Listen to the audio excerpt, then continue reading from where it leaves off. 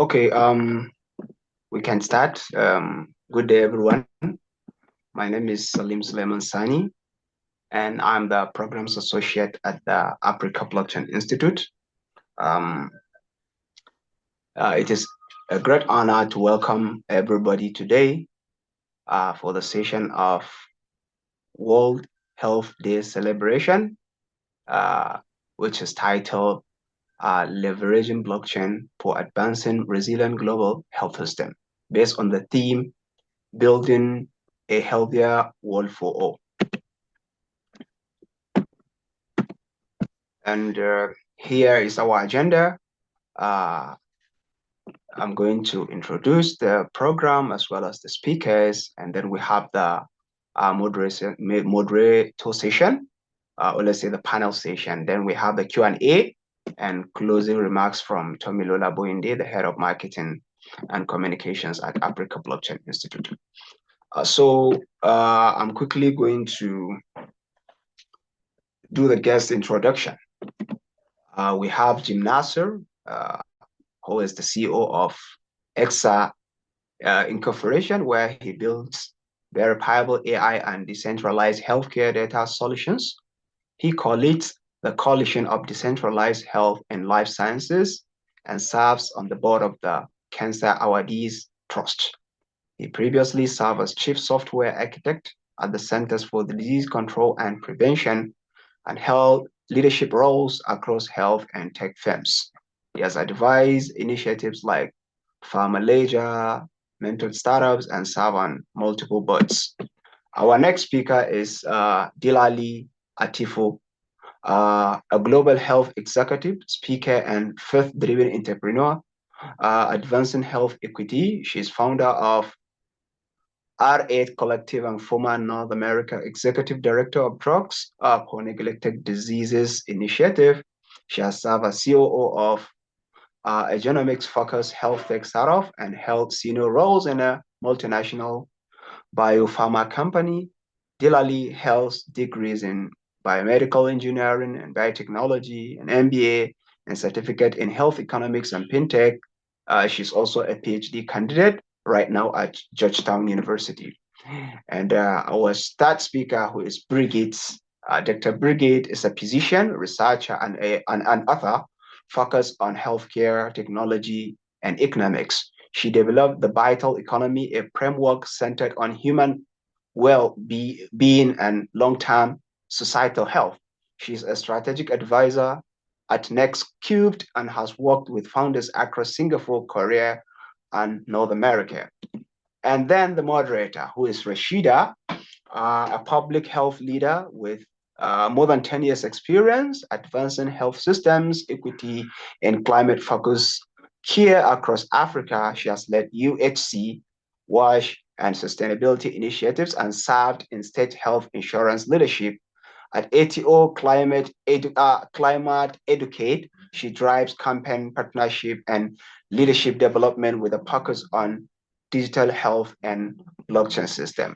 So I know we can't see our speakers, but it is high time that we clap for them. And let me just start for the session in order to welcome them. And then the panel discussion now, I will handle it to Rashida, who will take care of it off to the question and answer where I will chime in later. Thank you, everyone.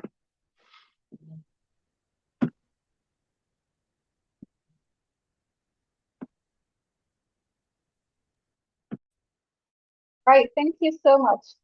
Can everyone hear me?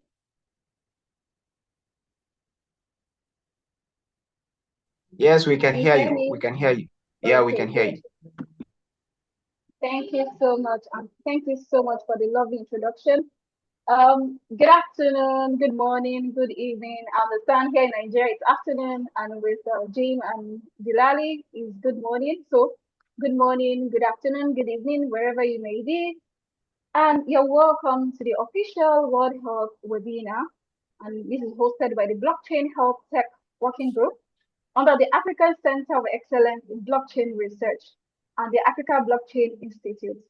Today's theme, very important, building a healthier world for all, leveraging blockchain for advancing resilient global health systems.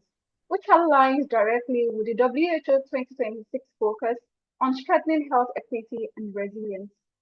Our goal here today is to explore how blockchain can transform global health, from data integrity and supply chain transparency to equitable health financing, especially within African context.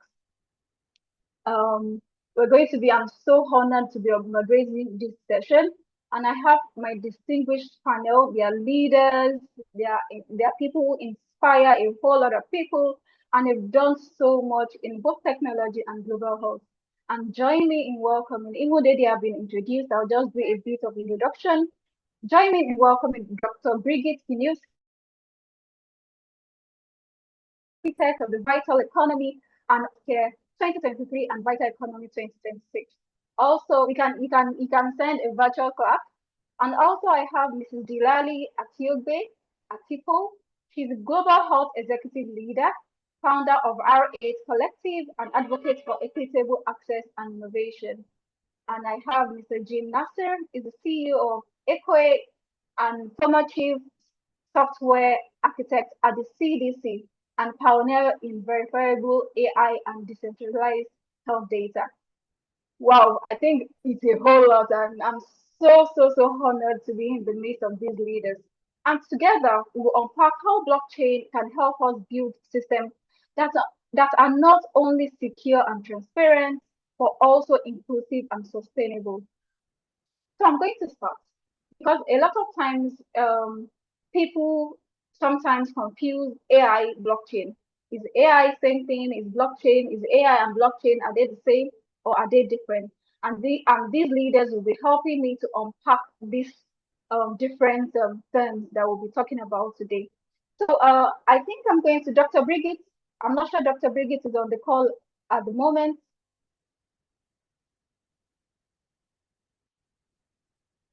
Dr. Brigitte, Colin, is she on call? I'm not sure. I guess she'll be joining us later on. Yeah, maybe she can join us later. She's likely not on the call. Okay, good. So I think now I'm going to start with, let me start with the man in our midst. That is Mr. Nasser. Please, I want you to, just for a minute, simplify AI blockchain. Are they the same? Are they different? Please, in a minute, kindly help us demystify this. Yes. Hello, everyone. And thank you, Rashida. I mean, yeah, certainly they're not the same, for sure. I think, you know, for the people who are in the AI space, and there are many right now, and obviously it's the biggest growing space in tech, if not all industries, they probably would argue that, AI doesn't really need blockchain. Blockchain is a technology that amongst other things, can help for proving things happening. That's the way we use it. But really, it's a layer of trust. It provides, in simple terms, it provides trust. AI, I think right now, certainly in health, if you look at what's happening with consumer adoption of AI, like Claude and ChatGPT Health, as example, there's two big things that's happening. One is around data connectivity. So you're uploading typically your health results using PDFs, and then getting intelligence, getting summaries, getting like a second opinion, like an expert, if you like, medical. Some people say interns. You could even say almost like a medical practitioner. So, but certainly not the same. Could they work together? Does it make sense for them to work together in healthcare? I think the answer is yes, for a number of reasons. But I would say that the most simple reason is, one, we need to kind of give, if you like, recognition to who owns the data, like who is the owner of this health data. It's not the AI models, it's the actual patient, right? And then from there on, what happens with both their data as well as these inferences, these reflections that AI is making, and how do we know they're real? How do we know that they were not, like fish? Yeah, there wasn't fishing going on, or fake, interpretations. Basically, this idea of lineage. So I would say, Rashida, in maybe like 2 minutes, they're definitely not the same, but in healthcare, it makes particular sense to have blockchain as a supplementary element of AI.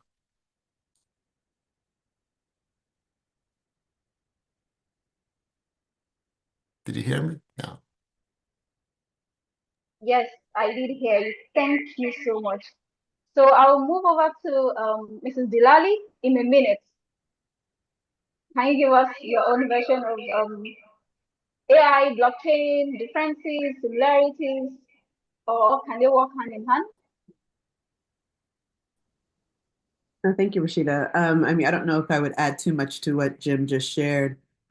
Really, I mean, my own use of AI on a day-to-day basis is very much probably very similar to most people here in terms of being able to draw out matters of like, can I get some expert advice, or at least be able to synthesize a whole bunch of information to draw some insights out of it, right? So whether I'm leveraging Claude or ChatGPT or Perplexity or any one of those number of tools, and how is that even being integrated into day-to-day work. So for instance, some of the work that doing within Drugs for Neglected Diseases Initiative, for instance, like leveraging AI to be able to help us sort through a number of compound libraries, for instance, for drug discovery work, just in terms of trying to draw that applicability. But now when you're talking about blockchain, it's a whole different matter in some respect, but also complementary in other ways. And so blockchain really being, and I know I'll touch on this a little bit later when we kind of talk about supply chain, but how is it an element of what we'll talk about around being a distributed ledger, of being a platform of trust,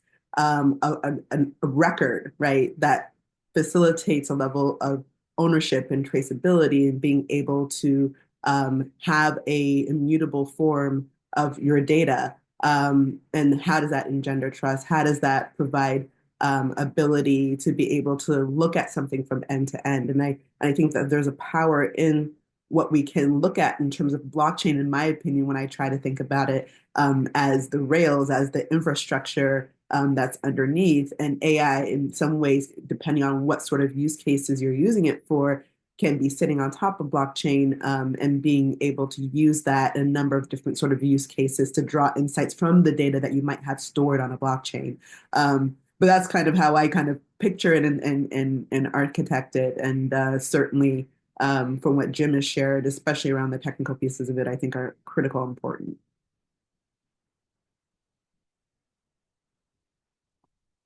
Thank you so much. Thank you. I think probably that question was for me because now I understand better, how AI, blockchain, how they can work together and all. So let's go back to Mr. J. So my question is, you've led major public health data initiatives. How can blockchain enhance accountability in global health data systems? Yeah, so I would say this is one of the things that's Rashida, that's really core to what I've been doing for many years now, which is that with blockchain, particularly when it comes to almost anything public, anything with the word public as a prefix, certainly public health. What at the very least, what you can do is create some kind of data verifiability using cryptography, not trusting a government entity or a third party custodian to do it, because there's a lot of issues with that. That really centralizes information, creates a lot of bottlenecks. It creates disincentives for good behavior. There's 1,000 reasons. I think all of us in the US can probably attest to this, how the healthcare system doesn't work, and it's largely gamed by very few large players. So I think blockchain can help decentralize some of this control, governance, this kind of arbitration of trust. I think that's really one kind of key thing. And a good example, that's still, I think, in our minds is COVID. When this happened 6 years ago, there was a need for flow of data from many different sources within here in America, but outside of America, lots of different sources from localities, to counties, to states, to the federal government, and so on, and then to multiple countries. But a lot of that data was really it was bottlenecked for various reasons. But then even when the data moved, even when we're kind of discussing its implications, that there were questions of trust. So there were questions of, is this legitimate? Where did it come from? How new or old is it? Particularly in the early days, because there was so much both misinformation and lack of real understanding of what was happening. So all these things can be definitely improved with blockchain because at the very least, you can have cryptographic authenticity of where did this data come from? Like, what is the source? And then who touched it when? And then what was the impact of what they did? And all of that can be done in a private way. I think there's a misnomer and a misunderstanding that if you're using a public blockchain, by definition, that means that everything is transparent to everyone. I think that's a kind of a very we say reductive way of understanding blockchain. It's a very simple-minded way of understanding it. I think it's very, very possible, and this is, I think, what we do at Acore and some other companies to use this cryptography, this blockchain, this immutable record that Delali also mentioned, but also use it in a way that's privacy preserving. So we use sophisticated cryptography to basically show anchoring, like what data was, without divulging private information, what data was anchored at a particular time, how did it change? We can use cryptography to prove whether something is authentic or it's not authentic. So all to say, I would say not to go through every use case, Rashida, but I think for public health, fundamentally, the big thing that blockchain can help is helping us connect this divergent set of data, because the data is not in one place.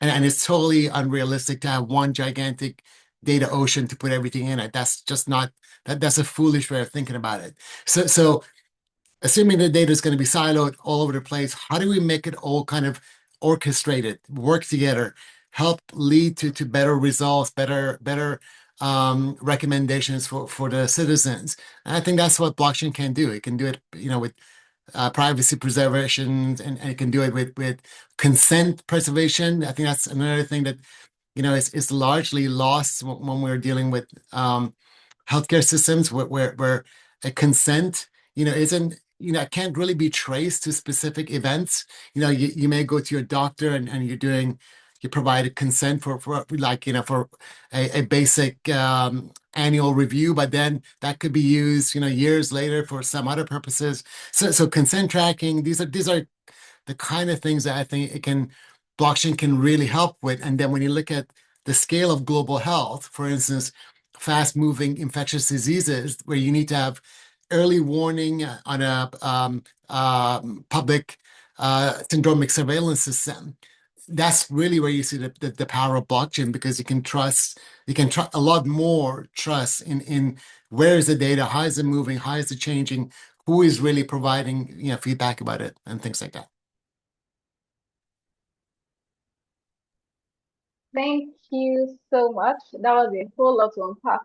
But there was something that really stood out for me. Can you hear me? Yes. Yes. Can you hear me? Okay. There was something that really stood out for me, and Dilali will be picking it from there. Was you mentioned equity and trust. So I'm going for Dilali. Please, given your experience bridging patient access and health equity, how can blockchain improve transparency and trust in pharmaceutical supply chains across Africa? Because this is really important. Yes, can you hear me? Yes, I can hear you. Did you get that? Yes, I did. So I think probably first, before even jumping into the blockchain component a little bit, we have to kind of first square the problem, right? And looking at pharma industry as a whole, you see almost about $200 billion in losses annually due to counterfeit and substandard medication. And so that is a huge, huge number when you think about the economics, but also just what that does in terms of equity and life, and thinking about what's actually floating out there in the marketplace. Because you have nearly 30% of drugs, especially in low and middle income countries, that are fake and substandard. And from that, nearly 1 million deaths that occur annually. I mean, that's really unacceptable. And particularly linking that to what we see within Africa, and the fact that we're here talking about World Health Day today, the WHO actually estimates that 42% of all medicines across the continent are falsified. like 42% come from the continent worldwide in terms of falsified medications. And so that's not something that we can continue to tolerate, especially when thinking about our citizens across the continent. But even again, just even think about the global number as a whole, right? This is not just unique to one continent, but Africa is definitely taking that lion's share. And when I kind of reflect and think back, especially for instance, when I was head of market access in East Africa and engaging, procurement agencies like KEMSA, which is the procurement agency for Kenya, or MSD, which is the procurement agency for Tanzania, outside of talking with them around like the affordability of medications and clinicians and pharmacists and talking to them about that, one of their huge concerns was around substandard treatment. And so it's a huge concern. And we have to kind of keep that in terms of like, what's the problem, right, that we're first trying to solve for. Now, how does now blockchain come into that picture? Because obviously fake drugs cost lives. We don't want to disintegrate trust. We're going to be talking about trust, I think, a lot within this conversation. And it's because of broken pharmaceutical supply chains. And so where blockchain comes into play is really thinking about that visibility and that traceability aspect in terms of whether you're talking about genuine and or fake medicines, right? So the ability for blockchain to verify authenticity is critical. When you're thinking about, for instance, that drug batch or talking about a unit of a drug, right? In blockchain, or at least being able to assign some sort of unique identifier, unique digital identifier to the ledger, to that blockchain platform, which is going to give information on the details of that drug, where it's been produced, where's the origin, quality parameters will be assigned within that digital ID. And so when you think about when that drug is now moving from the manufacturer to the distributor to other intermediaries, pharmacy, right? We're able to see on the platform the status and the handling conditions, the temperature controls in real time on blockchain.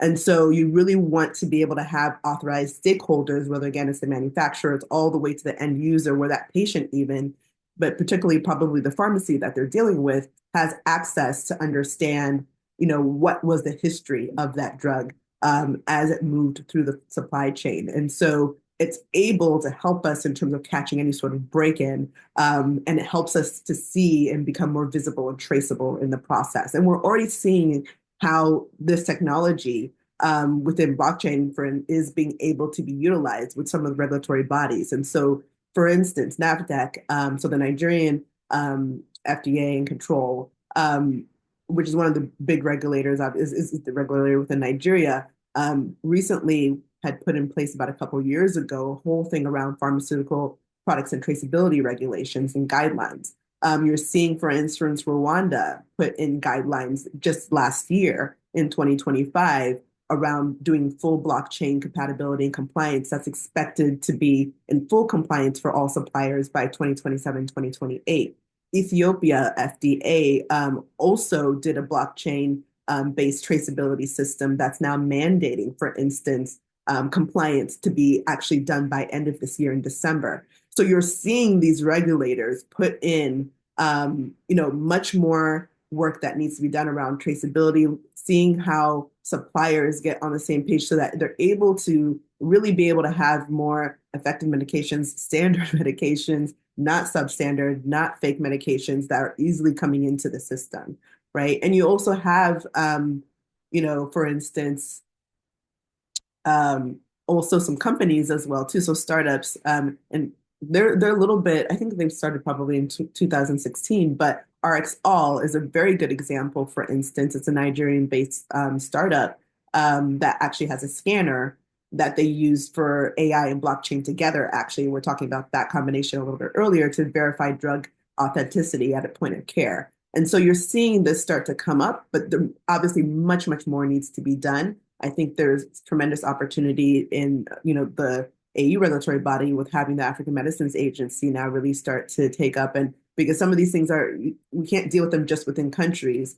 We need to really think about this at a regional level. And so that really is the opportunity, right? To be able to think about that shift at a region, but also for that rural community health worker, maybe going back to Tanzania, where she's able to not just verify that her ARVs that she's dispensing came from maybe a WHO certified manufacturer, but that she was able to have it stored at the correct temperature. She knows where it was happening within the system, and she actually now becomes a trusted guardian of the system, right? So that's health equity, that's agency. It's not just about being able to verify it, but now she's able to engender trust in her community.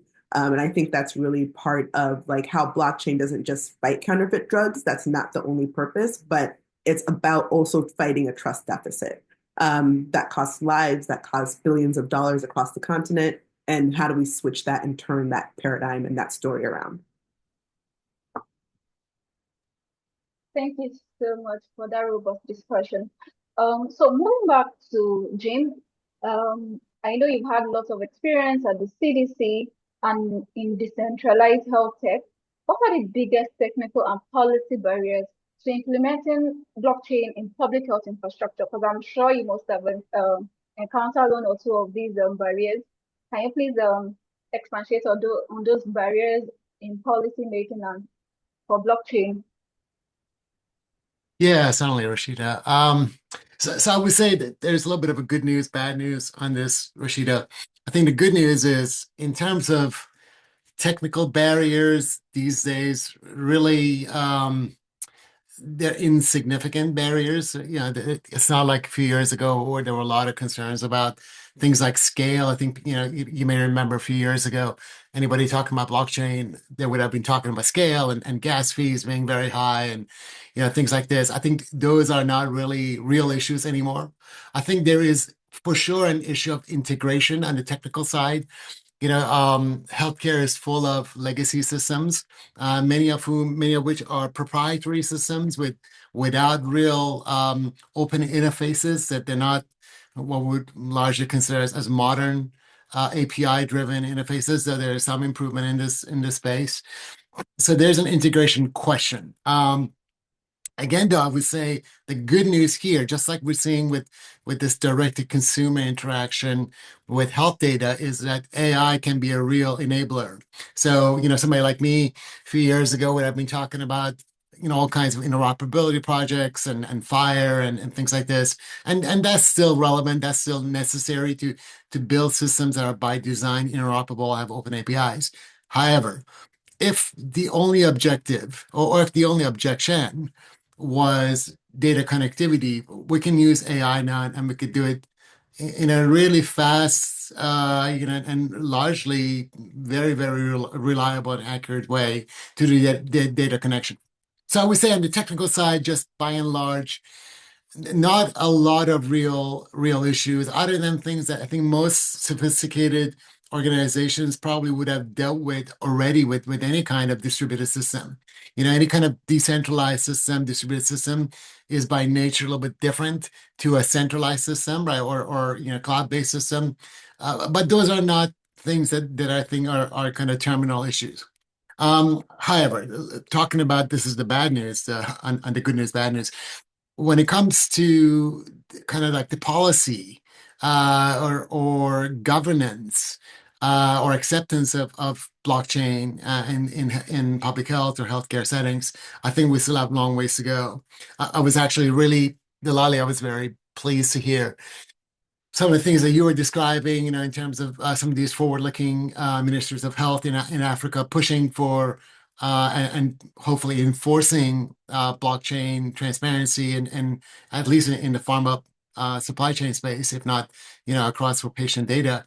So that is good news, because I think what that does is that in some ways, hopefully drives startups, innovators, the people who provide software, for Africa to also play along, because I think left to their own devices, they will not. I don't think left to their own.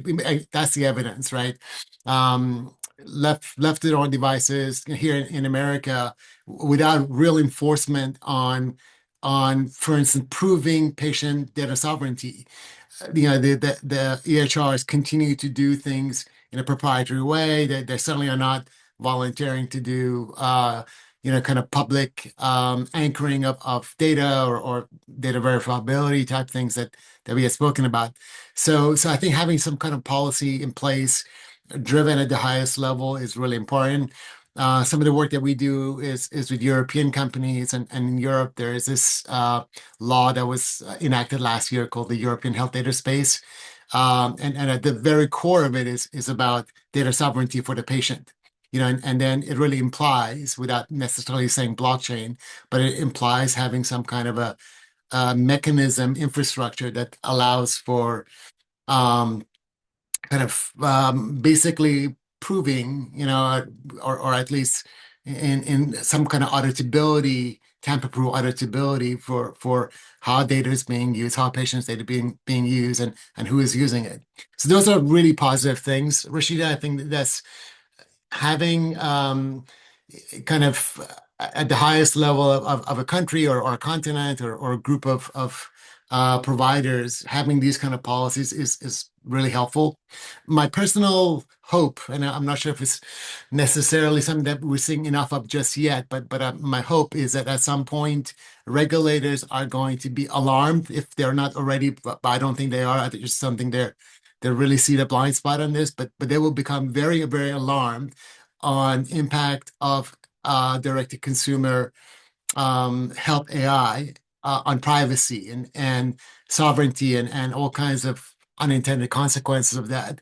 And then we'll come down and realize that there's a way you can use blockchain at the very least to show some more evidence of who's doing what and some kind of tamper-proof auditability, if nothing else, to be able to then distinguish, is this really legitimate AI or is this fake AI or manipulated AI? I think these are like real questions, and I hope that regulators understand this and wake up to this real, like, significant issue before it's too late, before there's massive interruptions in health or people's data and livelihood is seriously impacted. If you don't mind, Rashida, I'm gonna I really want to underscore what Jim just mentioned, um, because the policy piece is so critical.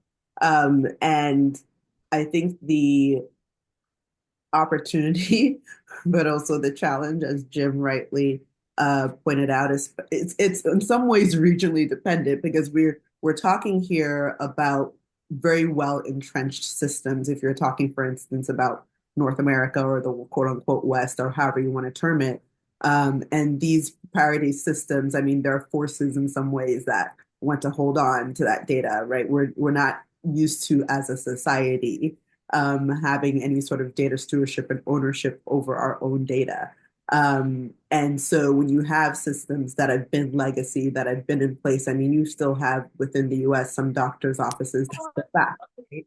And so EHRs that have built ask you to please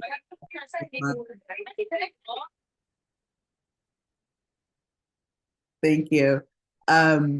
When you have these, legacy systems, and they built up their clientele over time, right, to be able to harness and be able to mine patient data, particularly within, the US, in that context, you do need some policy shifts to be able to really move the dime and be able to have open conversations around patient ownership and stewardship of being able to carry around your own records versus it living in different places that don't talk to each other. When if I have to go to Dr. X, but now need to take my records to, Dr. Y, that difficulty can be very difficult. I think when thinking about Africa, there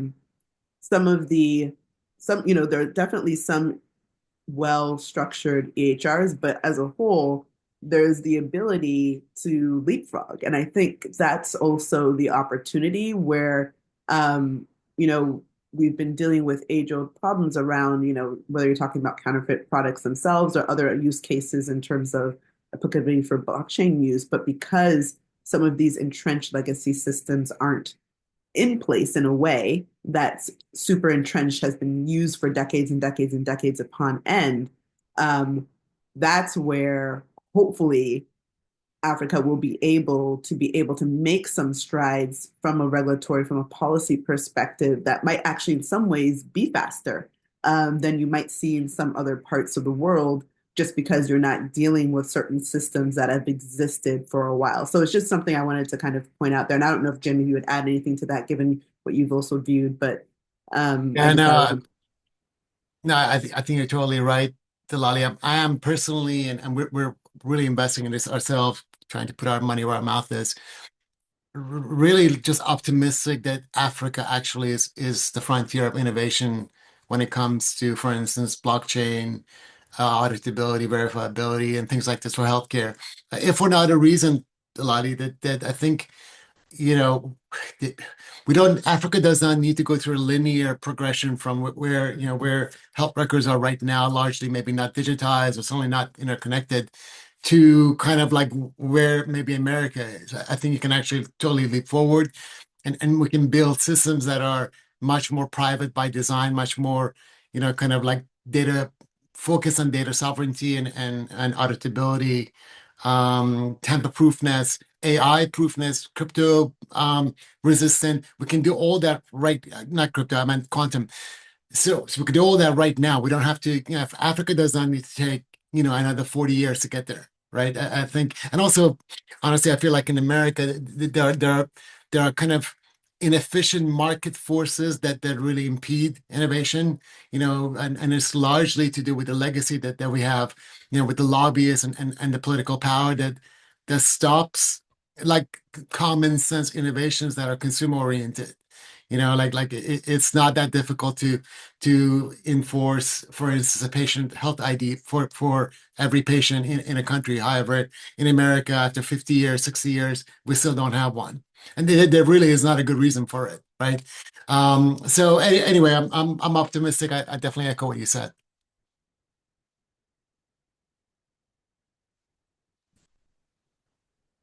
Thank you so much. Can you hear me? Sorry, I was lost for some minutes. So sorry about that. Okay. Let me quickly ask, Dilali, I know you have how can gender and regional diversity, be embedded into blockchain health initiatives to ensure inclusive innovation and representation? Because oftentimes we see that, the female are always kind of like excluded when we're talking about anything that has to do with technology and maybe health equity. And most times we, the female, are the ones who suffer this a whole lot. In your line of work, how do you think gender and the regional diversity can be embedded into blockchain health initiatives to ensure that everybody is included? Yeah, no, it's a great question. I think there's a few directions I could go with this, but maybe what I'll start with is the number 12. So what's the number 12? 12% is that's a share, I believe, of blockchain startups globally that have a female founder. 12% in technology. And so this is not unique to Africa, this is just across the board. And so when we think about the meteoric rise right now of all the sort of AI startups that are out there, the conversation around blockchain as a whole, there's, when we've talked about some of these technological advancements, oftentimes there's gatekeepers. And we want to make sure that we don't have these same old gatekeepers when we're now developing out these new tools, especially when we think about health, when a lot of decision makers, particularly within Africa, where you're talking about caregivers, where you're talking about people who are making decisions in the family around health, and this is not just true to Africa, this is true globally, it's usually women, whether they're doing that on behalf of themselves, on behalf of their families and kids, on behalf of their partners. They're usually the ones who are driving a lot of those decisions, as well as typically make up 70% of the healthcare workforce. And so it's not okay when we're talking about technology to not also ensure that women are not a part of the design and at the table when thinking about how these blockchain health systems potentially could be implemented for various use cases. And so how do we fix this, right? How do we think about what are the levers that might be appropriate? So with blockchain, thinking about governance and thinking about what structures need to be in place, I think it's very important when you have regional bodies that are looking at, various policies, things that need to be implemented and in place. How, from a policy perspective, as well as governance perspective, are women at the table? How, when we're thinking about ventures and startups and funding that goes to these ventures, how are we thinking about that being distributed in terms of not just encouraging women to apply for some of the funding that's out there, but also deliberately seeking out diversity as it relates to the pipeline issue. And I think one example, for instance, because I don't think it's not a pipeline issue in terms of that there are no females that are not working on some of these unique technologies that can help bring very pragmatic healthcare solutions. If you look at, for instance, with UNICEF Venture Fund, I think it was back in, I want to say 2019, if I'm recalling correctly, where their applications for female, for founders, right, to apply to some of their programmatic funding was about 15%. And they made some deliberate moves to actually ensure that there was a greater diversity within their pool, and they were able to increase that to 60%, doing grassroots work and building networks and seeking out women entrepreneurs. And so I think there has to be an ability to ensure that when it comes to funding of women-led ventures, there's like a deliberate effort to really reach out, right? And how you do that. I think from the policy perspective, when I think about some of the work, for instance, that we were doing in negotiating, like within 54G, and from a community perspective, we had to make sure that communities engender the trust that when we were there collecting samples and ensuring that they were involved in part of the process. And so that same principle also applies when thinking about health systems that are leveraging blockchain, like how is there that inclusion in terms of communities who are involved and have an understanding around the work and the research that's being done, and ensuring that there's co-design there. With some of the work that we've done when trying to come up with either new chemical entities or repurposed products for some of the neglected disease areas, when I was working within GNDI, part of that early process in terms of doing some of our drug discovery work or trying to see what other repurposed candidates were out there was first doing the process of developing a target product profile. But in doing that target product profile, it wasn't done in isolation of the communities. If we're trying to develop new medications, new therapies for the community, then we would also survey the patients, survey the communities early on in that process before we even got far down the drug development process. And so ensuring that communities, ensuring that women, ensuring that diversity is embedded in the beginning, and also doing outreach to ensure that people are involved in technological developments up front and have access in a way as well too. So we have to be deliberate, I think is probably the long-winded way to get to what you were asking. And blockchain-based like health financing models can be linked in that way if we are doing deliberate outreach to encourage more diversity of folks who are involved. But there are different people who are doing stuff, but they might not have access to the opportunities. And so how does that work from a regulatory standpoint? How does that work within funders and investors who are looking for new technology? Some of it's going to be grassroots, and we have to do grassroots outreach to ensure that there's diversity across the board.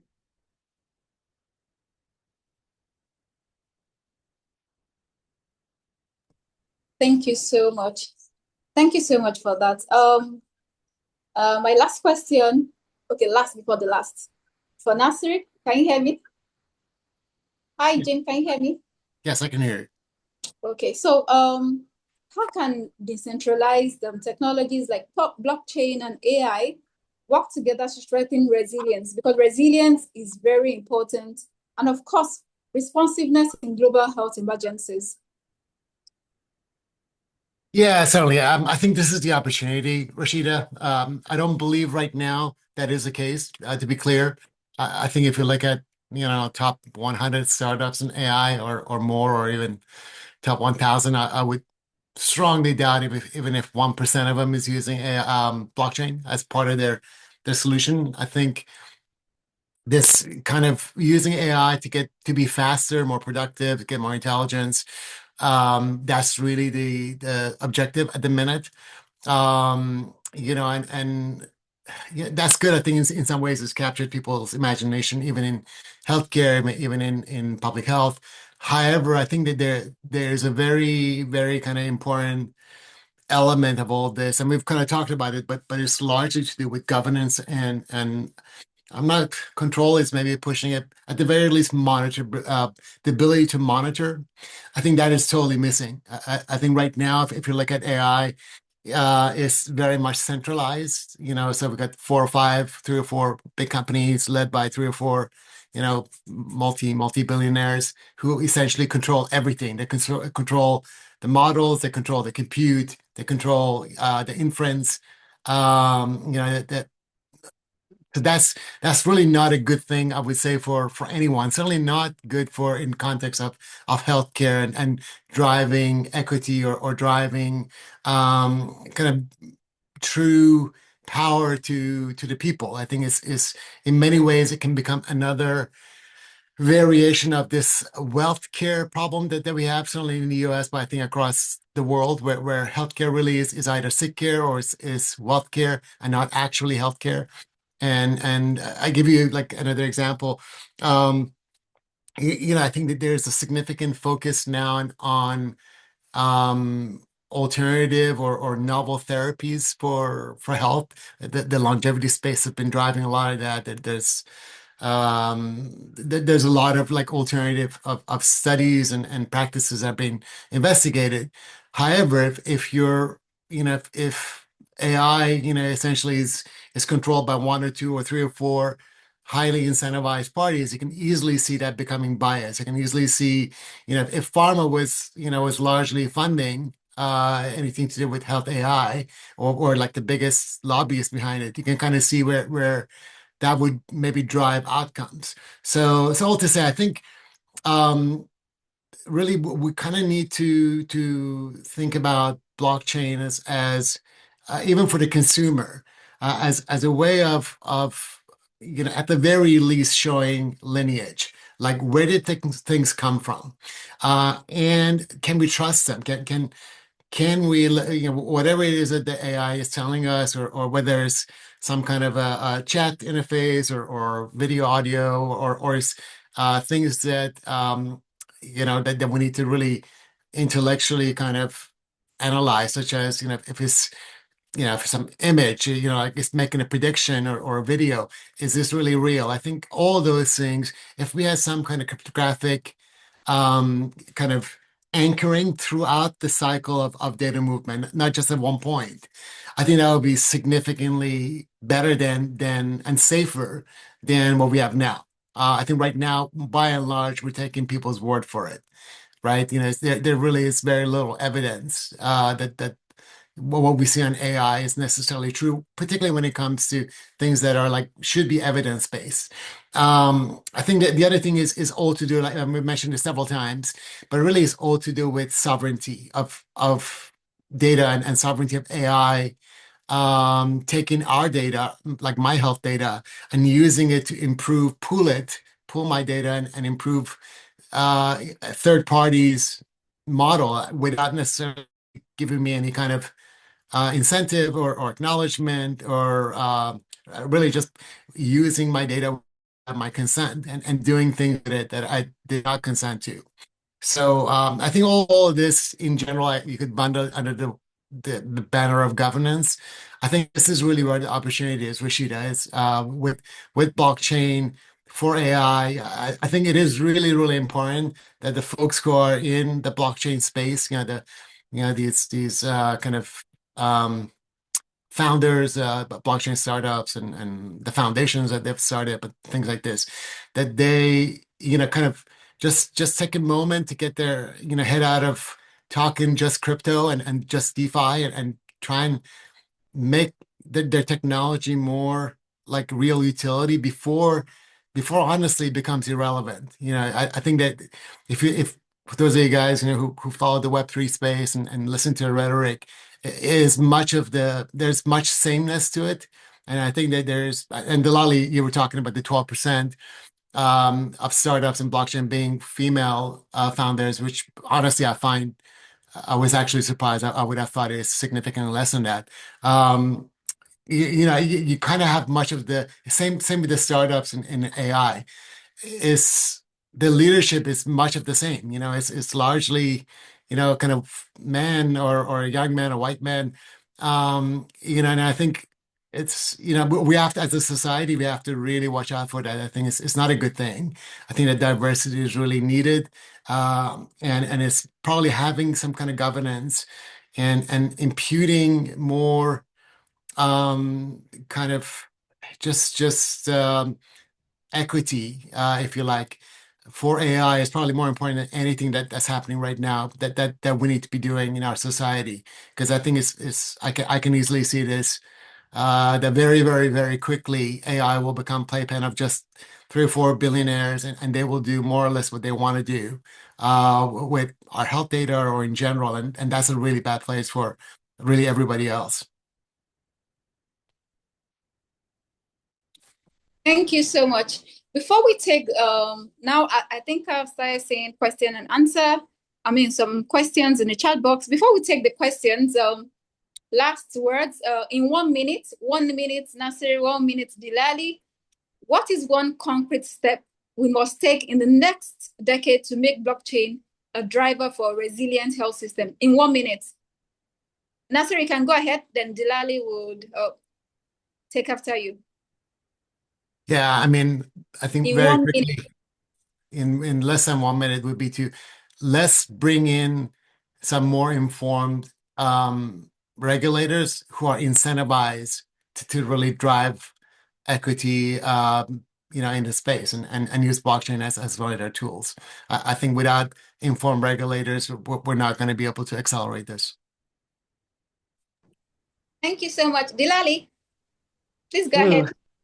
I'm trying to think how to add to that because I agree with the regulators as well too. And what I would also say just in regards to that is like having these sandboxes, right? You can have these regulator sandboxes to test out some of these contexts, get people more comfortable with use of the technology and how it applies. And when you have these regulator sandboxes, which you do have some African governments and other governments globally who do allow for them, for startups to be able to come in and test out how these actually work in practice before actually larger scale rollout.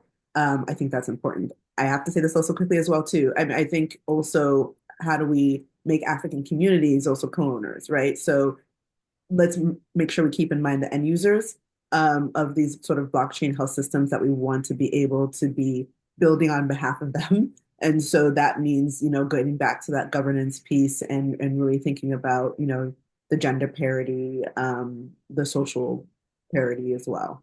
Yeah.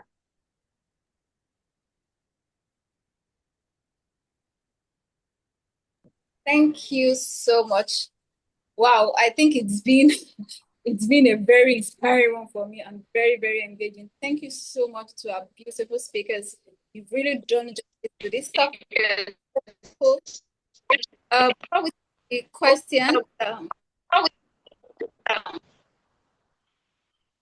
Can you hear me?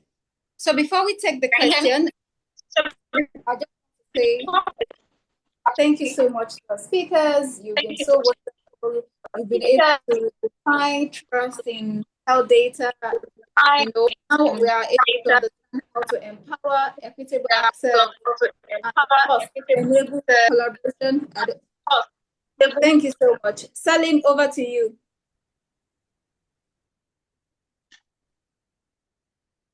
Okay, thank you very much for the wonderful moderation of the panel session.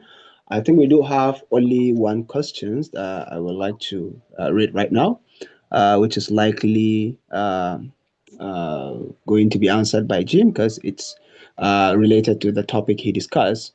So Desmond says, what are some resources out there specifically designed to review AI and blockchain products from African developers?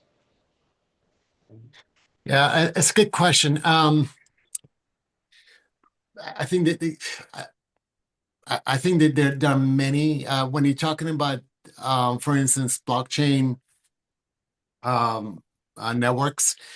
Almost all of them have some kind of toolkit. We do a lot of work with Hedera as examples. I don't know if this is the direction I'll explain it. Oh, I hear some echo. I don't know if it's on my end. Okay. Sorry, there's an echo, but if you look at, yeah. So I don't know if you guys can hear me because there's a lot of echo on my end, but I would say if you look at as example Hedera, they have an AI agent.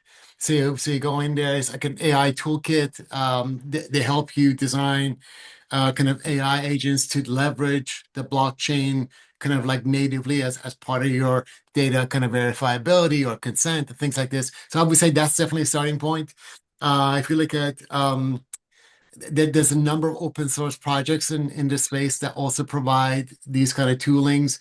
I would say look at like Claude Cowork as example, or other AI tools, Codex and Cursor. There's it's fairly easy to tap into the software development kits for a lot of the blockchain technologies out there. So those are good resources. Other than that, I mean, I would say for sure, if you're looking at just like educational things, then probably YouTube is your best place to go. You just have to ask the right question. Yeah, I don't know if that was specific enough to get the question, but hopefully that's some of it. Oh, thank you, Jim. I will now hand over the mic to my colleague, Tomilola, for closing remarks.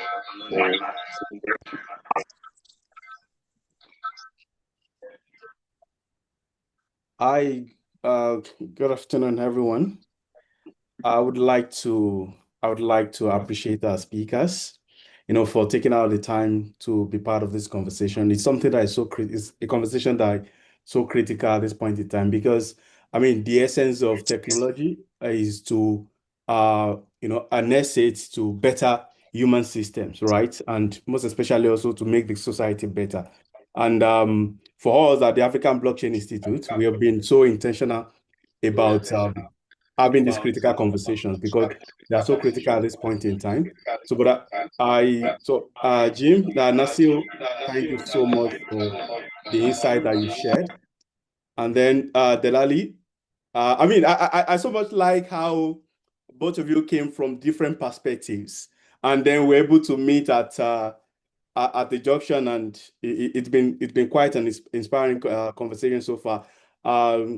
Rashida, thank you so much for moderating the panel and for having this conversation to be so much engaging. Salim, thank you also for leading us through this conversation. So to all our participants, I want to thank you everyone for also taking our time to be part of this conversation. It's a conversation that it's still ongoing. We cannot exhaust it because just like there is and I always tell people that we are still scratching the surface. Blockchain, AI, we are still scratching the surface. There's every day there are new developments, and as there are new developments, there will definitely be critical conversations to be had. Is there around policies, around even the tech part of it, and then the humanity part of it, right? Because technology, all of this, we also have to consider the human part of it, because so just to say thank you so much, and I wish everyone a good time. So yeah, thank you so much. Thank you. Thank you.